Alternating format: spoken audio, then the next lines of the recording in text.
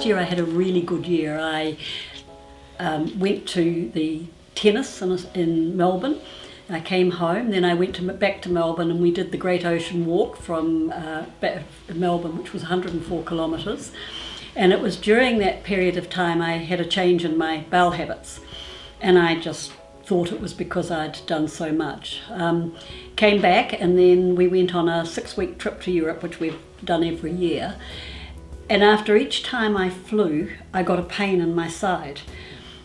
I just thought it was sitting in the one place for such a period of time.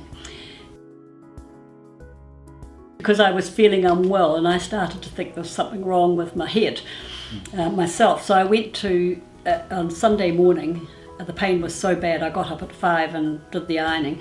And I said to my husband, I've just got to go to the private A&E. I went there, and the guy looked at me and he said he felt my stomach, and he said, oh, there's nothing wrong with you, go to your doctor tomorrow. So I decided not to go to my doctor, to go back to the specialist, and I rang him and said, look, I need to see you. And I went, and he never looked up he had a piece of pink paper in front of him, and he never looked up, never looked at me, and he said, you've got irritable bowel syndrome, and I'm going to give you a diet for you to eat.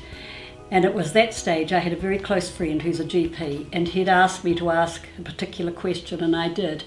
And because he'd been a person that had sent a number of patients to the specialist said to me, I think that perhaps you should have a scan. So that afternoon I had the scan, and he said, that was when they called me back and asked me to have an MRI, and it was the MRI that showed the next day. He did thankfully get me into Professor Windsor very quickly, and on the Friday, remembering that this was the week before Christmas. And so on the 16th I went to Professor Windsor, and on the Monday he sent me down to Hamilton to have a special endoscopy diagnosis, and they took a biopsy and came back to me straight away. When I came out of the anaesthetic, they said to me, we're sorry to tell you that you've got exocrine pancreatic cancer. And I'd done all the research before because I'd sort of known what was, so I knew exactly where it was. If I hadn't have had the operation, it was grim. I think it's about, an average of about 3 months, I think, without the operation for, not necessarily here, but with things I've read about overseas. With having the operation and having the chemo, I've got a 30% chance of living 5 years. I was fortunate that I went to Professor Mike Finlay. He was suggested to me by the specialist that I go to him for chemotherapy. And I did, and he's part of the Canopy Care. And you have an orientation period when you go to Canopy Care, and they give you a booklet and they tell you everything that's going to happen, the people that you can contact, and they, on my behalf, contacted the Cancer Society. Then the Cancer Society came, and they had a booklet, they had a folder, they explained absolutely everything. Every question I asked they had an answer for, and they visited me or rang me at least once every 2 to 3 weeks. I found that was amazing. No, it is what it is. I live each day in a compartment. And I've done that for various things that have happened through my life that has made me live that. I also do mindfulness.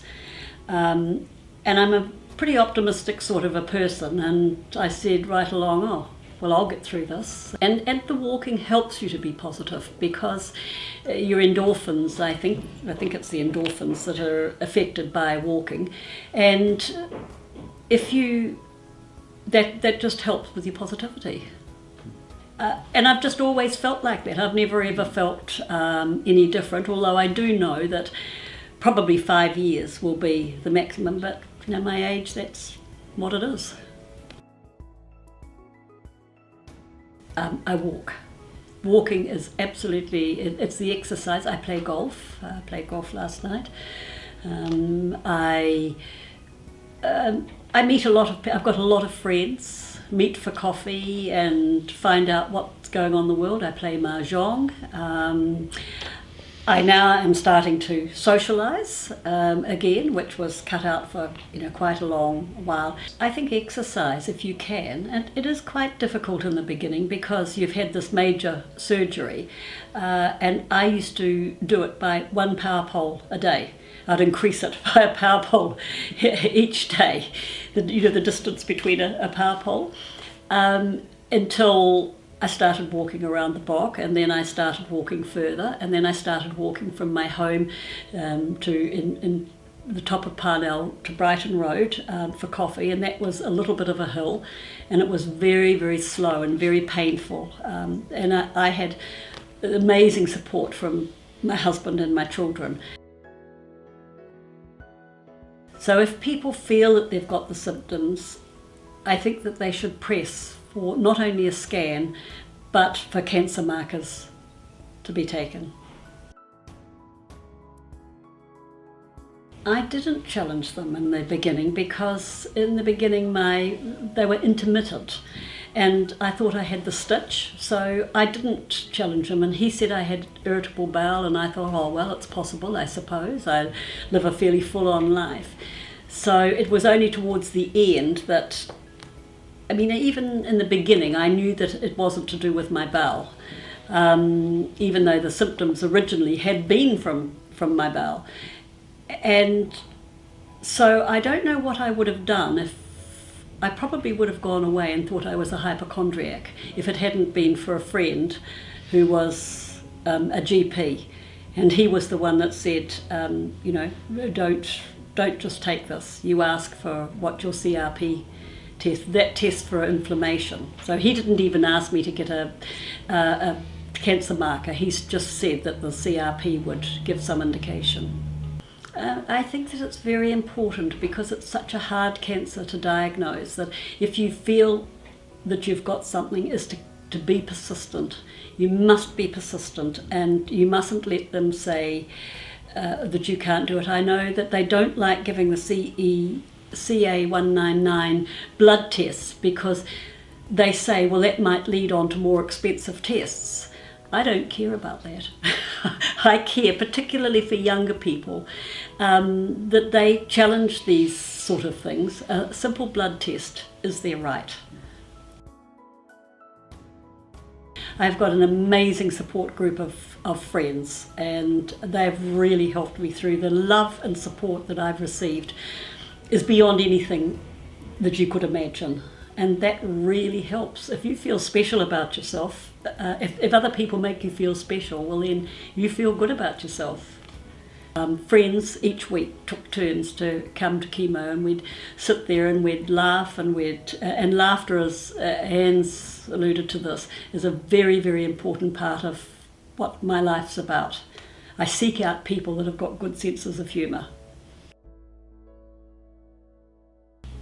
I knew that this was going to be challenging, not only for me but for my family, and I've got a wide circle of friends, and they'd known that I wasn't feeling particularly well.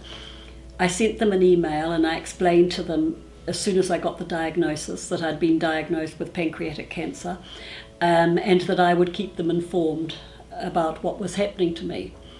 I said I was going to Hamilton to have a test which would determine whether it was the aggressive cancer or the less aggressive one.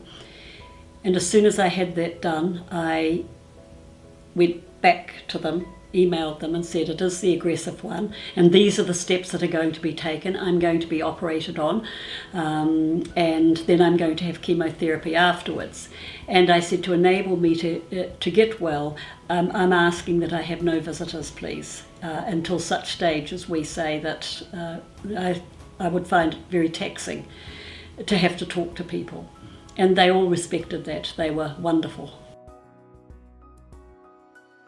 I found it difficult when I looked up pancreatic cancer when I was first diagnosed, because the information came from Australia, and I couldn't understand why there wasn't anything. And since then, the GECI, or the Gastrointestinal Cancer Institute, or foundation it's called now, has improved immensely, and I've got a lot of help from them. They mean well. They say, why don't you take this? I know somebody who's done this, and the water that Sir Colin Meads took was one that was recommended to me. And I just said, well, thanks for your input, but I am very scientifically minded, and I want to take the scientific approach. I trust in my oncologist and I trust in my surgeon, and I just at this stage want to listen to what they tell me to do. So I've always discarded the alternative methods. That may be for other people, but it's just not for me. My doctor and my oncologist, I'm working with them at the moment, and I'm just following what they're saying. People tried to talk me into having massive vitamin C injections, and this was an absolute no-no in terms my oncologist said, because it worked against the chemotherapy. And people don't realise that something that's so good for you can actually work against something that's so toxic, but it does happen.